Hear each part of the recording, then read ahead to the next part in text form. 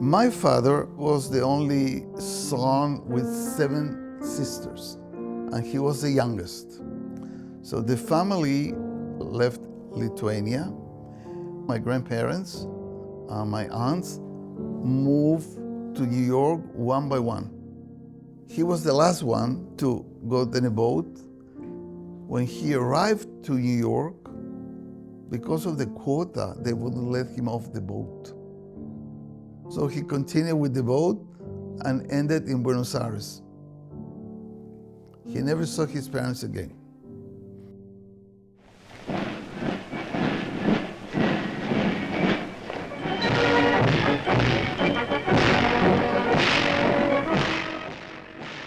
January 31, 1937 was the 4th year celebration of Hitler's rise to power. It was on that night in the small town in which we lived, there was a parade.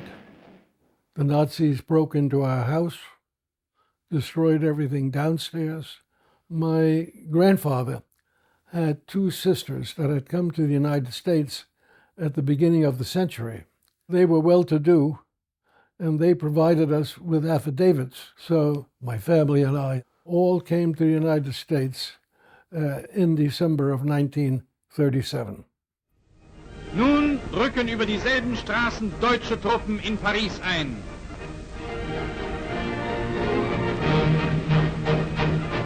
My mother and father were in the resistance, and so we had to leave Paris because it was getting very dangerous for my father. He had to get out. But my father had a Nansen passport, which is a document that was created for displaced persons, allowed them to live and work pretty much where they want. But to get out, he needed what was called an Ausweis.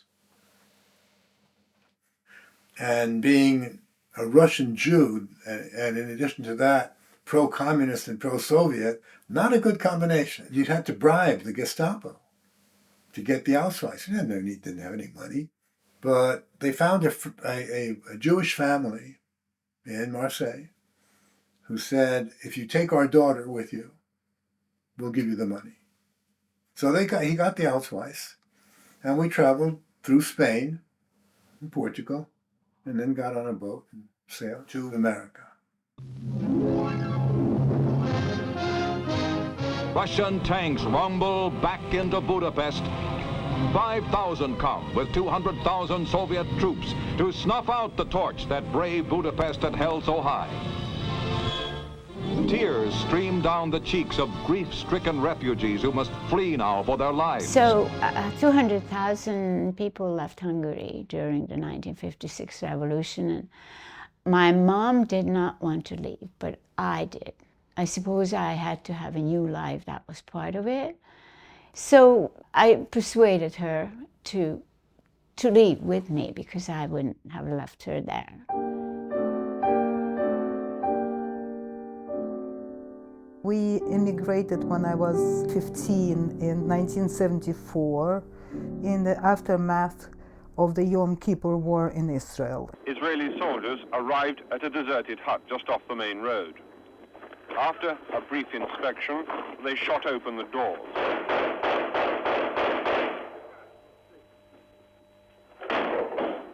But they found instead the headquarters of the Russian advisors who'd been directing the war operations for the Syrian army in this area. My whole family, especially my mother, felt that we were very much implicated as Soviet citizens. And we had to re-examine who we versus them were. So we decided that the only choice was to go to Israel. To leave Russia was definitely a decision of my parents, because I was only 16 years old at that time.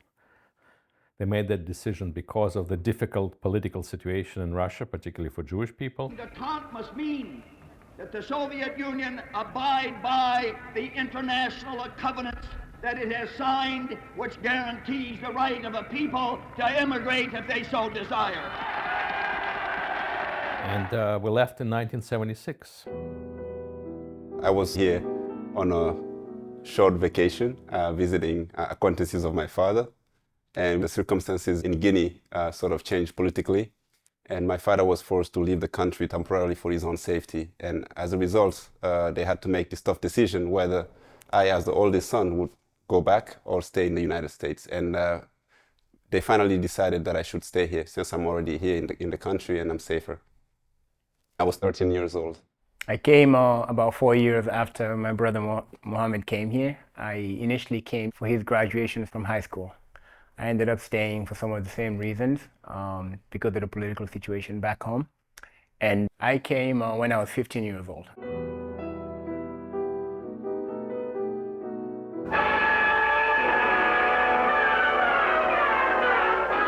It was panic. 16.5 million shares of stock sold in a single day. Sold hopelessly, desperately, at any price. My father experienced as a young man the crash of 1929 and became totally disillusioned with capitalism. He began to work for Soviet intelligence, not as an officer, but simply as a volunteer.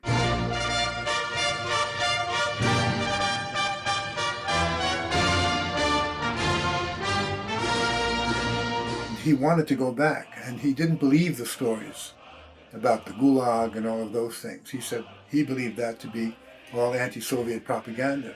We came to the Soviet Union in 1952. I wanted to go. I was very much pro-Soviet, brought up that way by my father. I'm a wartime child, but for me the Soviet Union was the hero who broke Hitler's back. And so I was happy. I was happy to go. I came to Israel with the Jewish Aliyah, and I converted to Christianity. I married a future Orthodox priest, and he couldn't get ordained there because I was an Israeli citizen, he is half Jewish ethnically, and we immigrated to the United States because my husband realized that he wouldn't be able to be a priest in Jerusalem. Not only because of the Israelis, but because of the Greek Holy Sepulchre Brotherhood, who felt that he was an alien element. We were too controversial, both of us. I lived in Chile for 23 years. I was born there. It was a typical immigrant life. My parents arrived there before the Holocaust, both of them. They met there, they married there, and we were foreigners all the time. Jews was a minority. Was not an easy life. In 1976, we moved to Israel with our children to live here. That is the time we made the decision based on Zionism and based on a very unpleasant experience of living in Buenos Aires for 4 years under a horrible dictatorship. When I decided that this is not the place for Jews in Argentina, we decided that we don't want to be a minority anymore. I came to the U.S. around the time of 9/11. 8:47 a.m. Eastern Time, a commercial jetliner smashed into the north tower of the 110-story World Trade Center building on the tip of Manhattan. 18 minutes later, these live... The xenophobia in the country was through the roof around that time. And our names are Ibrahim and Mohammed, so you can imagine. And so at 15, we made the decision that I would immigrate to Canada, because if I was to get to Canada, I would have an easier time getting papers to be a Canadian resident. And on the way to Canada, I ended up getting apprehended by the Border Patrol, by U.S. Border Patrol, and ended up spending about a year in detention, with my only crime being born in the wrong country.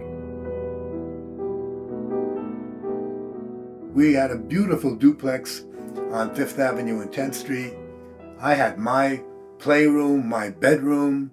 We had a nanny, we had a cook. It was all of that. So we lived a very comfortable life. I come from what you'd call a bourgeois family. My father was a businessman. I had a nanny. I had a brother, 7 years older. We had a good life, I think. I can't remember much of it. But then it all, poof, went away because my parents got divorced. the Nazis came, my mother was Jewish, and with the divorce, she lost the protection of her Catholic husband. They were very tough times. I grew up under financial restrictions until very late in my life. I think that actually showed me that money is not everything. We grew up in a poor country, but we did not grow up in a poor family, right? In the sense that we never missed a meal. We grew up in our own house. Growing up, it didn't feel like anything was missing in our lives. In a house where my parents, my grandparents, and an older brother of my grandfather. Very large family as such. And I never realized until I got older the value of having grandparents and living with them, the intimacy of it. I only met my father when I was 5 years old. And because he had not wanted to marry my mother, he didn't want children, so she picked up and left with me. And then 5 years later, he came to get her. And that's when I met him. But I was already formed. At the age of 5, your character is already there.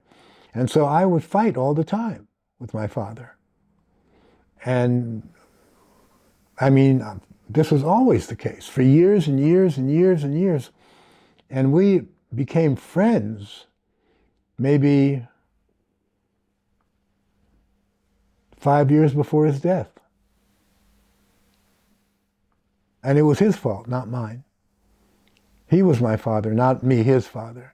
And he should have understood. There is a huge identity crisis I believe any teenager undergoes. But in my case, and in the case of immigrant children in general, it is much stronger because not only don't you know who you are vis-a-vis your parents and your family, but you also do not know who they are anymore. The older I got, the more I talked to people and realized people's family circumstances, we got to realize that how that foundation, that base for us, was something that most people don't get. And it was only the first 10, 12 years of our lives, but it was absolutely life-changing. At no point, no matter how alone I was, I never felt that somebody doesn't love me. What I remember is unconditional love from my parents and from my grandparents.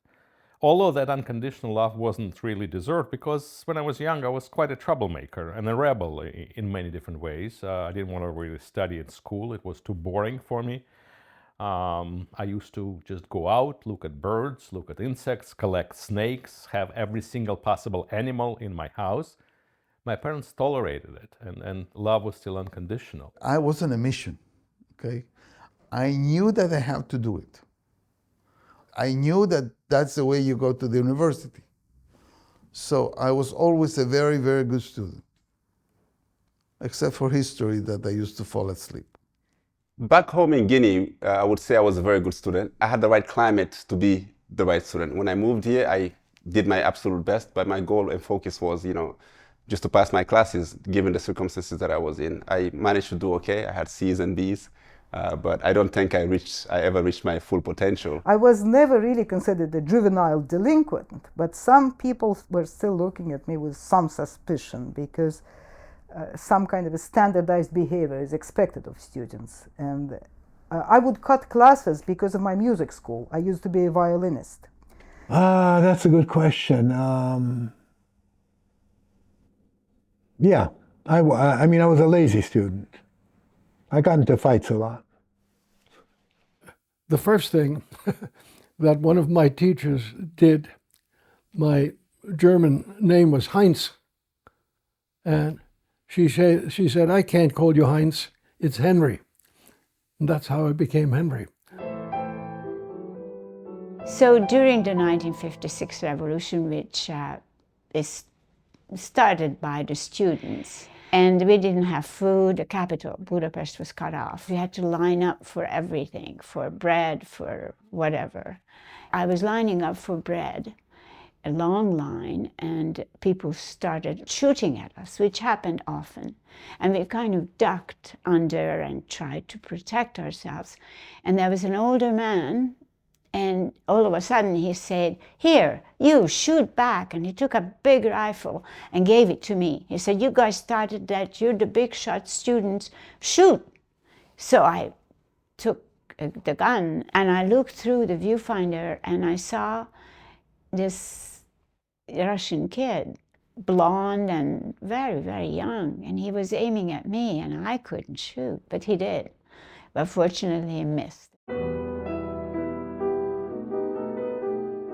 When we came to the Soviet Union in 1952, even though I was very pro-Soviet, I was very much in love with the idea of socialism. Many things shocked me. The poverty, the so-called communal apartments, the lack of any kind of freedom. After 1 year in detention, I was fortunate enough to have attorneys that lobbied on my behalf to try to get me released while I went through the immigration proceedings. They would have released me to a family member if I had one here. My brother was the only family member I had here, another relative, but he at the time, himself did not have papers. So I couldn't be released to him. I ended up being released to a foster family in Michigan. And I must add that him ending up at a good home, good place, is like winning the lottery. Absolutely. It's not a good system. It's mainly known to break people. We arrived in Canada in the winter, which is possibly the worst time to come to Canada because it's very cold. I was fascinated by Montreal. I was fascinated by the food, milk. We only had skim milk, watered down milk in Hungary. And St. Catherine Street with the lights. I have never seen anything like it. So that was fascinating. Not so good was the fact that my dad said, "Well, you can forget about dancing or art or acting or whatever. Canada has no culture, so just forget it." Everyone has some sort of disappointment. The early disappointment was I had got polio. And that narrowed my life's focus. Dancing was my life. And I was very, very happy. And then one day, I was 15, and I was doing a little job modeling. And I said, "Mama, I feel terrible." And the next day, my mother called the doctor, and the doctor diagnosed that it was polio. And I was petrified and very, very sick. So for a while, I was just in a haze. I woke up from this haze. I really woke up in a ward, in a hospital ward with other girls. And I just heard that they were talking about wheelchairs and how they're going to get around in a wheelchair. And I said, "Are you guys crazy? I'm a dancer. I'm not going to any wheelchair." And then I had a wonderful doctor who kept saying, "Aggie, you can get better. Yes, you can go back to dancing." And I went back and I tried, and that was a mistake, because being back in that same school where you were the best, and now your head knows what to do, but my body just couldn't do it. And that's when I couldn't. I was under terrible stress. And I had to look for a new life, and I was kind of lucky. History came, and so did the Hungarian Revolution. I think it was the combination of the polio and coming here as an immigrant that pushed me very hard. After graduation, I could not get a job, which was very disappointing. I thought with an engineering degree, jobs will come flying. I literally applied to at least 1,000 jobs, and I got 2 callbacks from the same company on 2 different occasions, and I didn't get past that first call. I don't know if it's because my name was Mohammed. I don't know if it was the job market. I don't know if it's lack of relationships, but I could not even get an interview. Once I defended my dissertation, it was nearly impossible to find a job. They wanted me to go study at a school for future spies, but I refused. And incidentally, that became one of my problems. I refused to work with the intelligence community. I refused to work with the KGB. And that was the reason why for over 27 years, I wasn't allowed to travel. When I came to the United States, I went to college. At first it was a music college, a very good one, Mannes, and I had an excellent violin teacher, but I developed stage fright. For violinists, it's very physical. You cannot produce decent sound if your hands begin to tremble. Eventually I had to quit. The early ambition of my family was I should become a doctor. So when I graduated high school, I started college. The first course I had was in quantitative analysis in chemistry. My professor was standing next to me one time in the lab, and as I was holding the test tube over the Bunsen burner, the liquid shot out and hit him right over here on the chest. Well, I realized then I was not going to become a doctor. I was the breadwinner from a very young age. My dad sent me to be a waitress. I didn't want to be a waitress, but I had to make a living. I went back to what I knew. I went back to dancing, and I got a job as a chorus girl in Montreal at the Bellevue Casino, which was extremely glamorous and fun. It was big reviews from New York, and it was great. But then the nightclubs closed. Mayor Drapeau at the time wanted to clean up the city. So I had to dream of what else I could do. I quickly realized that if I wanted to make it in North America, I should speak English. So I started learning English, came to Toronto, and started using my dance to get into television. I'll tell you a story. Many, many years ago, I met one of the great Israeli statesmen, Shimon Peres. And he's a wonderful man, wonderful. One of the most intelligent, charming, funny men I've ever met in my life. And I say to him, Mr. Peres, I have a problem. Could you help me? He said, well, I'm listening. I said, look, I was born in France of a French Catholic mother. So clearly I can't be Jewish. My father was a Russian Jew who didn't want to be Jewish, who insisted that he was a Russian intellectual and not Jewish, okay? I grew up in the United States of America, and I feel very American. I'm now living in the Soviet Union. I don't know who I am. Could you help me? And he looked at me with these wise, old, ancient eyes. And he said, well, Mr. Posner, if you don't know who you are, you're probably Jewish.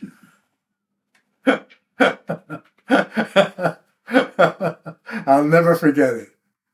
We belong to the Fulani tribe. It's a tribe of nomads, herders that moved around historically. Now most of them are becoming merchants, and due to our acumen in business and other things, we are often called the African Jews. Sometimes in a good way, and some others maybe not. I did not understand it at first, but now that I've been in New York a little bit more, I think it's a point of pride. Like, I don't mind it. It's okay, you know. I never learned much about Judaism. I don't identify Jewish. Do I believe in God? I'm not sure. I believe in a higher universe. I'm one of those people, I'm sure on my deathbed I will pray, but I'm not sure who to. In Jerusalem, I converted to Christian Orthodoxy. What attracted me was precisely its very strong cultural, symbolic, and even linguistic connections, liturgical connections to Temple Judaism. The original followers of Christ were all Jewish, and I felt a very strong connection with that time, that symbolism, that cultural language. Knowing that we were Jews, having been a minority in many places, gives you the sense of decision. Okay? You know that you have the power to make your decisions for yourself, and there is no need to be part of that minority. Unfortunately, all over the world, minorities are not always at the top of the social scale. I always knew what I wanted to become. I always wanted to become a biologist. I always wanted to be connected to nature, something which my father could not do. And later on, I became very interested in wildlife photography, which connected, of course, what my mother taught me with my interest in biology and zoology and nature. So hence came my two greatest interests in life, science and nature and wildlife photography. It's really this hybrid of what my parents did, not what they really wanted me to do, because they gave me freedom to choose, always did. They would support me, and I just feel the influence of my dad and my mom. In my sophomore year, I took a course in economics, and I became exceedingly interested in the subject. And I majored in economics and went on from there to graduate school and to postgraduate school. Eventually, as I was working towards my doctorate degree at night, I applied to the Federal Reserve Bank of New York, and they hired me as an economist. And once I got into the Federal Reserve, that helped launch my career. I think I've been very lucky that I've been able to find myself, find what I was made for. Not many people have that kind of luck in life. I deserved it only because I refused to accept the situation, become a biologist or become a translator. I would not, people put a lot of pressure on me. Come on, you're supposed to decide, come on, you're an adult, you're married, you've got a kid, and I would not bend. And I think that's why finally I achieved what I achieved, because I refused to compromise.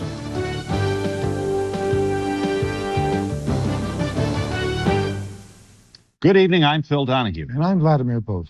If you do not get given an opportunity, and giving up is not an option, what do? You have to create, you have to build your own, you have to create your own opportunity. And that's precisely what we ended up doing. We didn't have very much to start out with. I was crashing on his couch when I came back from grad school, and we launched it with less than $1,000. And we started with just a beverage. And the idea was to start with that, develop the brand, add more beverages, and open a chain of brick and mortar locations, cafes like these, to serve as these immersive experiences, from the decor to the music to the food we serve, and really become the brand known for bringing African food and culture to the world. When I moved to Israel, I came to the virology department of Hebrew University, and at that time there was a company, and they offered me to set up a virology laboratory for industrial purposes.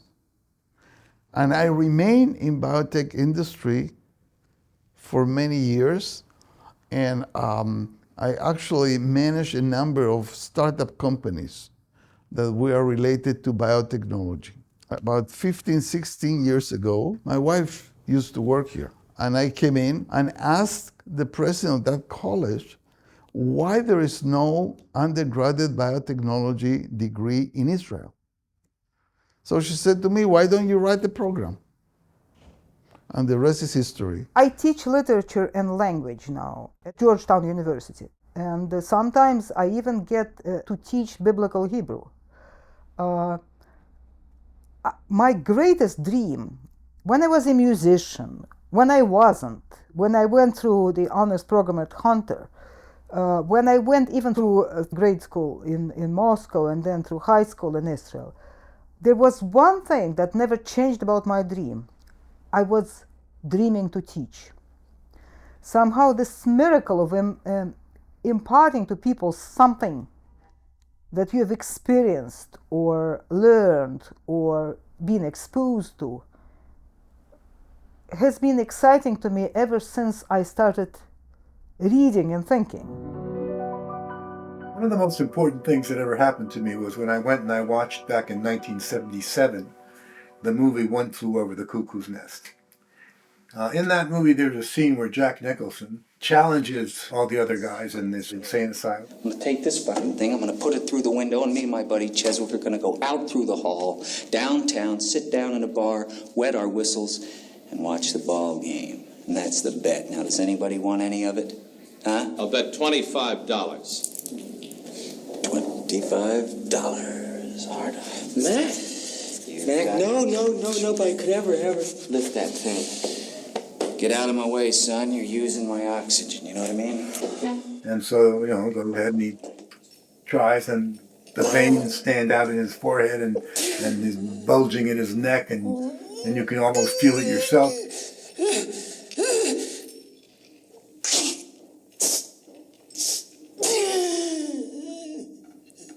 But he can't.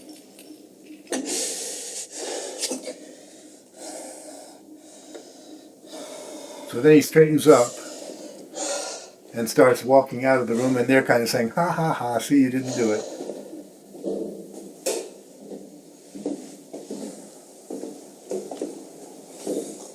And he turns around and he says, But I tried, didn't I? God damn it. At least I did that.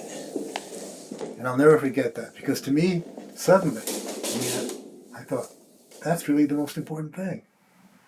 And the fact that he failed, it doesn't matter. What's important is he tried, because the big Indian who saw him try later tore up that sink.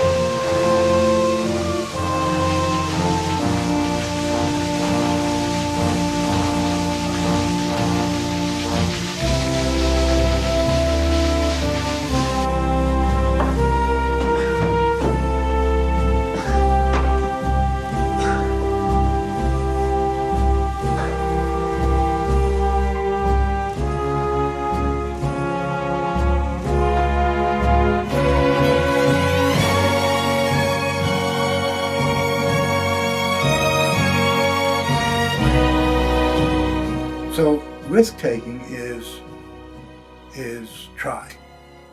And to me, without that, you will never succeed at anything. I got a phone call from my brother when he was 72 years old, and he said, Aggie, I am going to law school. I'm going to become a lawyer.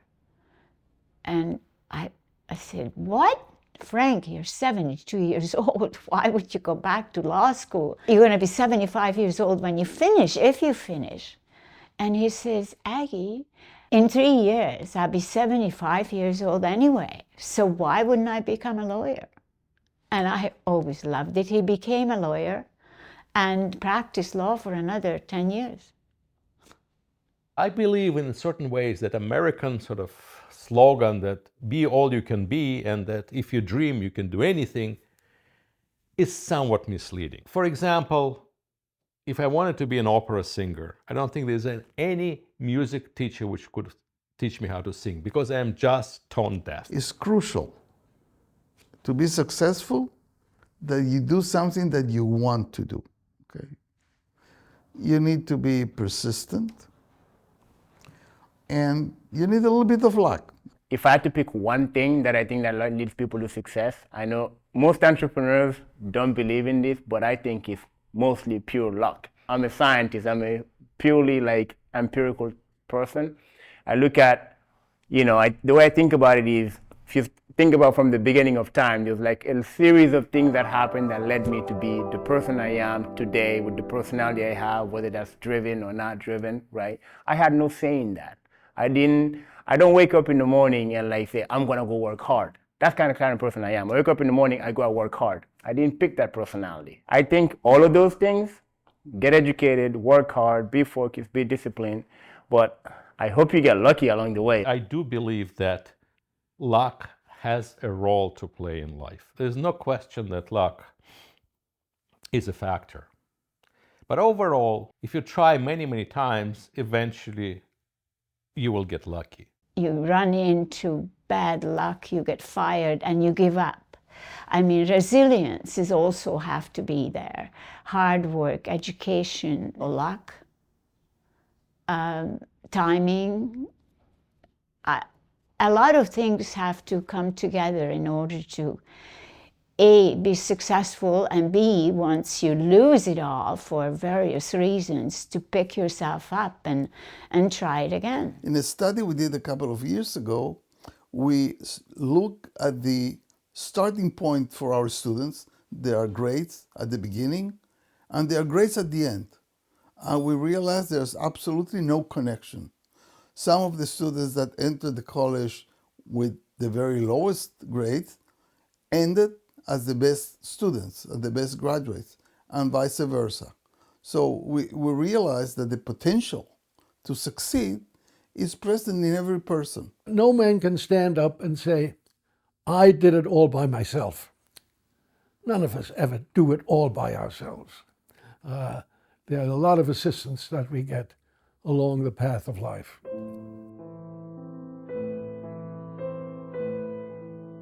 Had I remained in the United States, I think I would have been very successful. I think with the kind of personality I have, I would have succeeded in whatever field I might have been. But I can't really tell you what profession it would have been. But I certainly wouldn't have been a school teacher or a bank clerk, I'll tell you that. I think I'm successful because of God, and not because He rewards me for anything, but because I'm nothing without Him. I have only one homeland, which is the kingdom of God, and only one sense of identity that doesn't depend on a nation or even a culture, of which I welcome many. It is all rooted in Him. What would have happened to me if we would have stayed in Hungary? It's a question I ask myself a lot. I think we would be okay. I think I probably would have become an actress, something along that line. Maybe I would have stayed in the dance world as a choreographer. I think I would be all right. I have no idea. I have no idea what would have happened had I not left Guinea for the United States. I could have ended up in a much better situation than I am now. Following up from what my brother said, one thing I know for sure is I would have spent a lot more time with my family. When we left home, when I was 15, I left when I was 15. My younger sister was 12 years old, and I never saw her again. When we left, my mom was a young lady, a very feisty young lady, and now she's, essentially an old woman. If I was in Chile, I'd probably be a professor of the university. I was a professor at the university when I left, okay? Very young. They offered me to be the dean of the faculty when Pinochet went to power, and I said I don't work for dictators, so I left. Interestingly that you asked that. Henry Kissinger and I had lunch one time, and we were reminiscing of where we would be if we didn't have to come to the United States. And Henry said, well, I might be the head of a high school. Maybe I would be teaching at a university. And he said, maybe. And I said, well, I guess I might be doing the same thing. And we both said, well, we're better off here. I have no idea. It's hard enough to predict the past because that's obviously being rewritten, and predicting the future is impossible. And of course, the thing about life is you can never do what you can do in science. You cannot do a controlled experiment. You cannot do yourself back in the old country and yourself in the United States. That would be a scientific method to answer these questions. Everything else is just a conjecture, and I have no idea. I have no idea. But I do think that I did better. My parents made a wise decision coming here. I'm a New Yorker. I grew up there. I had a paper route. I delivered newspapers, for God's sakes. It's my town. I know it like my five fingers. I wanted to go back And it wasn't because of political things. It was because that's where I grew up. That, to me, you know, everything was absolutely understandable. It wasn't a question of whether they agreed with me politically or didn't agree with me. It was just the way they acted, the way they smiled, the way they joked, the way they ate. Everything was so, and that was a tough thing to discover because I had kind of avoided that. You know, we had arrived only in 1952, and I never became Soviet. Although I wanted to, I tried. For 5 years, I tried to become part of, you know, this new entity for me. And I thought, okay, it's working out. And then bang. And I suddenly have to understand that, no, As they say, you can take the boy out of New York, but you can't take New York out of the boy. It's interesting because when we lived in the United States, I became much more identified with the US than I ever did with Chile. It's a lovely country, love the food, love the place. Don't feel that, you know, I belong there. I believe for all immigrants it's the same. You have two homes. I have a home here in Canada. I have lived here for 50, 60 years. It's my home. But yes, Budapest is the root of my existence. It's home in that sense. I don't think I could live there again, but I need to go back. There is something quite unique that the United States can and has offered me. And that is a sense of undisturbed identity. I do not have to become either an average American or to fit only one hat I would be wearing, either as a Russian or as an Israeli, as a Jew, as a Christian, etc. I can just be myself. In my generation, there were the German Jews that came over here. Prior to that, the Irish came over here. Now you see quite a number of Asians coming here. And that, I think, makes this country great, the diversity of it and the living together in this diversity. Uniformity is easy to deal with. Diversity is very hard. There were many, many times when I doubted myself, when I asked myself, hey, is this even worth it? Like, what am I doing here? You know, I'm not with my family. My sister passed away, I wasn't there. I have aunts and uncles. Everyone is, so many people that I'm losing close to me, loved ones.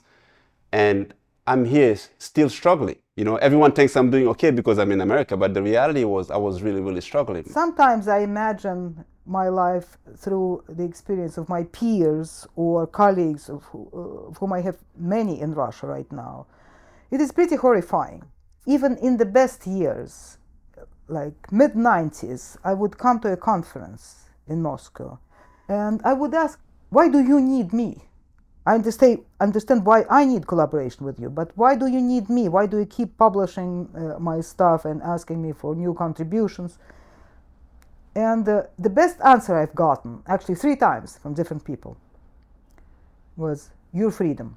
Knowing the realities of America, knowing how difficult it is for a lot of people in this country, right? America is fantastic when you're living in the right America, but knowing that as a whole world, this is actually your best shot, right? That's heartbreaking to me. To me, despite all the political issues, despite the rather dysfunctional government, as we all know, despite the very materialistic outlooks, which certainly are associated with American lifestyle and American political life, it's still a country which gives you an opportunity to do what you want to do. No one wants to leave their country.